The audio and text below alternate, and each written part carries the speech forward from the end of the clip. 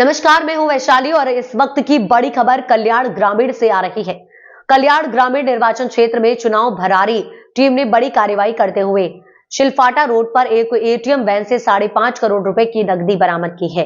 ये van Hitachi cash management company की बताई जा रही है, जो नवी मुंबई से डोंबिवली की ओर जा रही थी।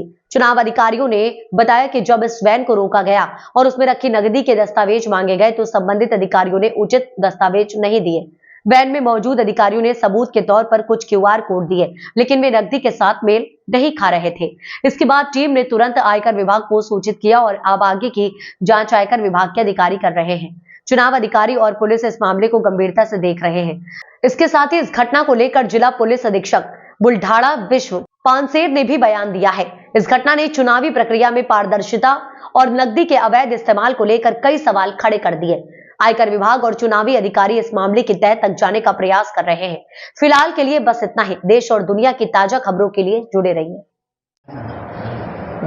आपणाला माहीतच आहे की महाराष्ट्र राज्यामध्ये सध्या सार्वत्रिक विधानसभा निवडणुका 2024ची आचारसंहिता चालू आहे आणि आचारसंहितेच्या कालावधीमध्ये वेगवेगळ्या ठिकाणी स्थिर सर्वेक्षण पथकं कार्यरत आहेत।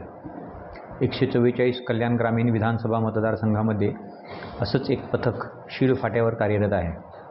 आज सकाळी नियमित वाहनांची तपासणी करत असताना एका वाहनामध्ये मोठ्या प्रमाणावर कॅश आढळून आली आणि त्या वाहन चालकाकडे कोणत्याही प्रकारची वैध कागदपत्र आढळून आली नाहीत। नियमानुसार जर का 10 लाखापेक्षा जास्त रक्कम असेल तर इन्कम टॅक्स डिपार्टमेंटला आम्हाला ते कळवावं लागतं आणि त्यांच्याकडे ती रक्कम हँडओव्हर करावी लागते।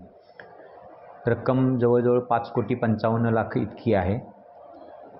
ती विहित रकमेपेक्षा जास्त असल्याने आम्ही इन्कम टॅक्स डिपार्टमेंटला कळवले आणि ही प्रक्रिया पुढची कार्यवाही करण्यासाठी इन्कम टॅक्स डिपार्टमेंटला ती रक्कम आम्ही हँडओव्हर करण्याची कार्यवाही सुरू